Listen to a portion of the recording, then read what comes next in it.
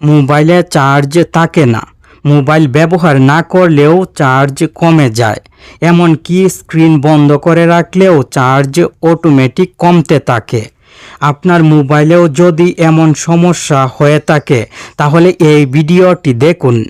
এই ভিডিওতে মোবাইলের লুকানো কয়েকটি সেটিংস এবং সহজ কিছু কাজ দেখাবো, যেগুলো ঠিকভাবে করলে আপনার মোবাইলের চার্জ বেশি সময় থাকবে।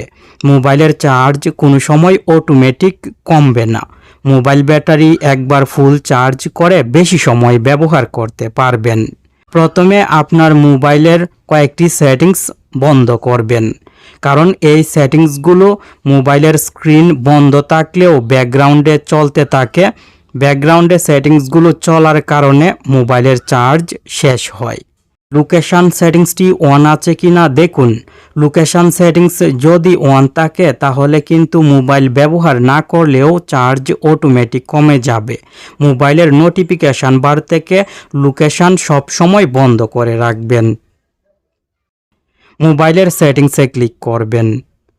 উপরের দিকে সার্চ বক্স থাকবে, এই বক্সে ক্লিক করে প্রিন্ট লিখবেন। প্রিন্ট সেটিংসটি চলে আসবে। আর প্রিন্ট সেটিংস না থাকলে প্রিন্টিং লিখবেন। প্রিন্ট অথবা প্রিন্টিং, যে সেটিংসটি আপনার মোবাইলে থাকবে সেই সেটিংসে ক্লিক করে ডিফল্ট প্রিন্ট সার্ভিস সেটিংসটি বন্ধ করবেন। এই সেটিংসটি কিন্তু সবসময় মোবাইলের ব্যাকগ্রাউন্ডে চলতে থাকে, আশেপাশে প্রিন্টার আছে কিনা খুঁজে, যার ফলে চার্জ শেষ হয়। ডিফল্ট প্রিন্ট সার্ভিস সেটিংসটি বন্ধ করবেন, লোডিং হওয়া বন্ধ হয়ে যাবে। ব্যাক বাটনে ক্লিক করে মোবাইলের সেটিংসের সার্চ বক্সে ওয়াইফাই স্ক্যানিং লিখবেন।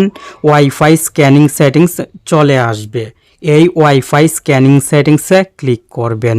ওয়াইফাই স্ক্যানিং, ব্লুটুথ স্ক্যানিং, মোবাইলে লুকিয়ে থাকা এই দুইটি সেটিংস এতদিন চার্জ শেষ করেছে।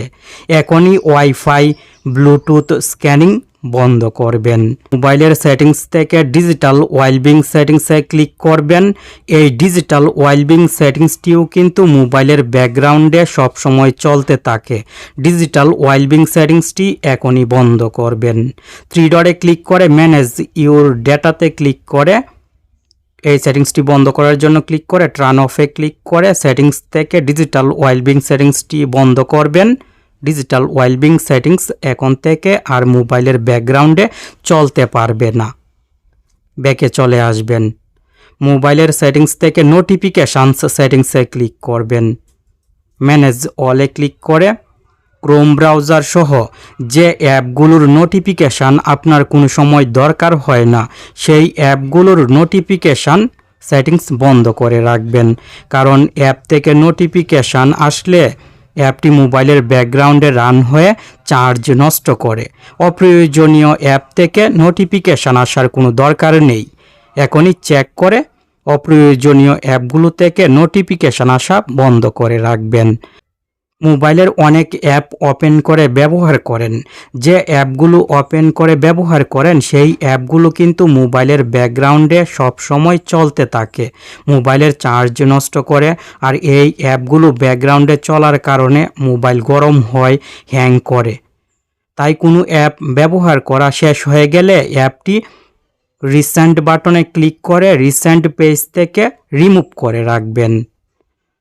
আচ্ছা, আরও একটি গুরুত্বপূর্ণ সেটিংস দেখানো হয়নি, চলুন সেটিংসটি দেখে নেই।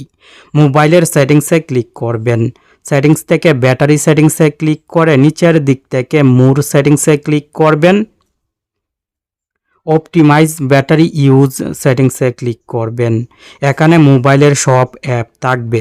যে কোনো একটি অ্যাপের নামের উপরে ক্লিক করবেন, তিনটি সেটিংস শো হবে।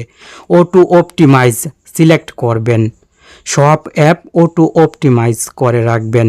অপটিমাইজ করে রাখলে মোবাইলের কোনো অ্যাপ ব্যাকগ্রাউন্ডে চললে সেই অ্যাপটি অটো অপটিমাইজ হয়ে বন্ধ হয়ে যাবে।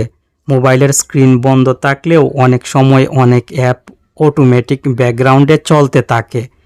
অটো অপটিমাইজ করে রাখলে ব্যাকগ্রাউন্ডে অ্যাপ চলতে পারবে না। যার ফলে ব্যাটারি ব্যাকআপ বৃদ্ধি পাবে, মোবাইলের চার্জ অটোমেটিক কমবে না।